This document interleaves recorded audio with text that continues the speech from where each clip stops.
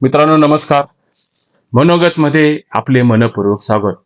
मित्रांनो, सध्या नगरपालिकेच्या निवडणुकीची धूम महाराष्ट्रामध्ये मोठ्या प्रमाणावर निर्माण झालेली दिसते.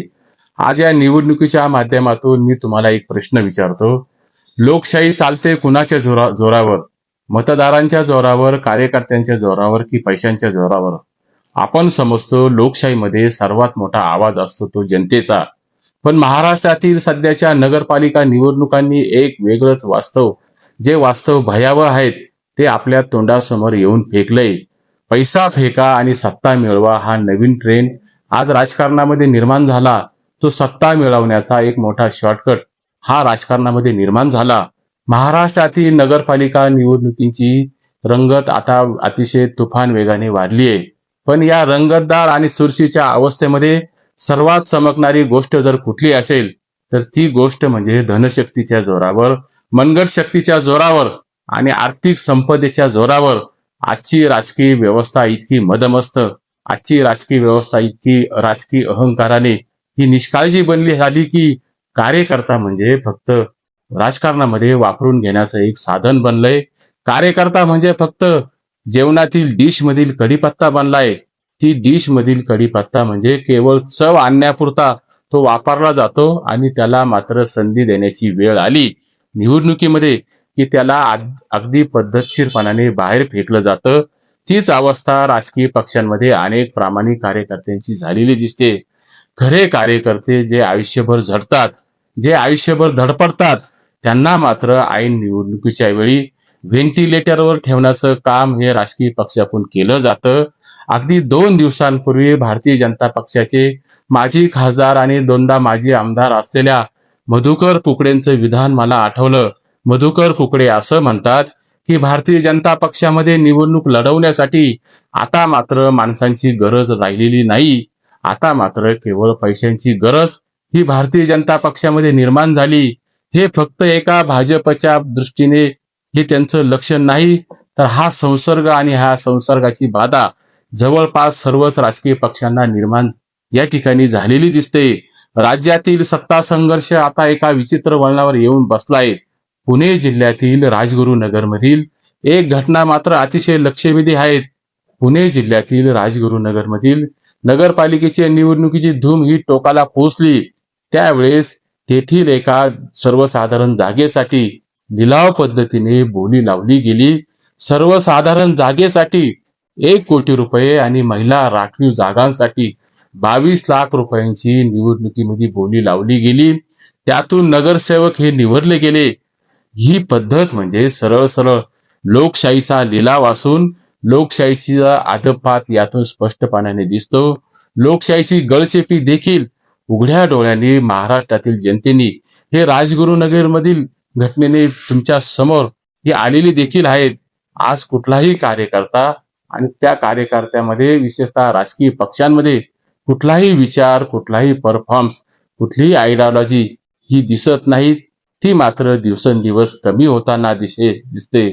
पैसा असेल तर तिकीट आणि पैसा असेल तर सत्ता आणि पैसा असेल तर लोकशाही तुमच्या पाठीमागे उभी राहते. एखादा खूप चांगला कार्यकर्ता जो समाजासाठी झटतो, तो समाजासाठी आपलं सर्वस्व अर्पण करतो, तो केवळ आणि केवळ फक्त पैशाच्या जोरावर राजकीय व्यवस्थेमध्ये तो दाबला जातो. 50 वर्षापूर्वी या देशामध्ये स्वर्गीय इंदिराजी गांधी यांनी आणीबाणी आणली होती. त्या आणीबाणीचं वर्णन करताना भारतीय जनता पक्षाचे नेते आज देखील इंदिराजी गांधी यांनी लोकशाहीची हत्या ही 50 वर्षापूर्वी केली होती. परंतु आज मात्र अतिशय भयानक वेदनादायी परिस्थिती आज भारतीय जनता पक्षाच्या प्रस्थापित नेतृत्वाने निर्माण केली नव्हे, सर्वच राजकीय पक्षाच्या नेतृत्वाने निर्माण केली. आज स्थानिक स्वराज्य संस्थांच्या निवडणुकामध्ये केवळ ही आणीबाणी नाही तर पैशांची आणीबाणी ही या ठिकाणी स्पष्टपणाने समोर आल्याशिवाय राहत नाही. राजगुरुनगर मधील घडलेला हा लिलावाचा प्रकार हा महाराष्ट्रामध्ये केवळ आजच घडला असं मानण्याचं कारण नाही. महाराष्ट्रामध्ये मागच्या काळात झालेल्या अनेक निवडणुकांमध्ये, ज्या निवडणुका ग्रामपंचायतीच्या असेल, ज्या निवडणुका विविध कार्यकारी सेवा संस्थेच्या निवडणुका असेल, त्या निवडणुकामध्ये सरळ सरळ पैशांची बोली लावून लिलाव करून हे सदस्य निवडले गेले, ही देखील लोकशाहीच्या मुळावर घाव घालणारी अतिशय वेदनादायी बाब आहेत. याकडे डोळेझाक करून चालणार नाहीत. डॉक्टर नेल्सन मंडेला म्हणतात, निवडणुका हा राजकीय कार्यक्रम नाहीत, तर मनुष्याच्या मूलभूत हक्कांचा तो आधारस्तंभ आहेत. हा आधारस्तंभ आज मात्र गदागदा राजकीय व्यवस्थेने हलवलाय. त्या व्यवस्थेवर घाव घालण्याचं काम हे पैशा नावाच्या घटकाने या ठिकाणी केलेलं दिसतंय. कार्यकर्ता म्हणजे पक्षाचा हे ऑक्सिजन असतो. कुठल्याही राजकीय पक्षाच्या वैभवाचा पाया हा कार्यकर्ता असतो. परंतु त्या कार्यकर्त्याला मात्र आज व्हेंटिलेटरवर ठेवण्याचं काम राजकीय पक्षाच्या सरंजामशाही नेतृत्वाने महाराष्ट्रामध्ये केलेलं दिसतं. राजकारणात घराणेशाही मोठ्या प्रमाणावर वाढते. पैशाची सत्ता मात्र मोठ्या प्रमाणावर फोफावते. आज हजारो निष्ठावान कार्यकर्ते केवळ आणि केवळ पैशाच्या जोरावर हे बाजूला अगदी अलगदपणाने फेकले जात आहेत. जो आयुष्यभर काम करतो तो शेवटी केवळ पैसा नसल्यामुळे बाहेर फेकला जातो आणि ज्याच्याकडे आर्थिक संपदा आहेत तो मात्र केवळ पैशांच्या जोरावर हा राजकारणामध्ये प्रस्थापित होतो. हे विदारक सत्य देखील मान्य करावं लागेल. समाजाने कधीतरी हा विचार करायला हवा. आपण मत देतोय तो व्यक्तीला देतोय की पैशाला देतोय? आपण निवडतो तो नेत्याला निवडतो केवळ नोटांना निवडतो? याचा देखील गांभीर्याने विचार करण्याची वेळ या स्थानिक स्वराज्य संस्थांच्या निवडणुकांमध्ये आज सामान्य माणसाला या ठिकाणी पडलेली दिसते. घराणेशाहीचे किस्से महाराष्ट्रामध्ये आणि महाराष्ट्रातील अनेक संत परंपरामध्ये सांगितली गेली. गाडगे बाबांचं एक उदाहरण मला या ठिकाणी अतिशय लक्षवेधी आणि बोलकं वाटतं.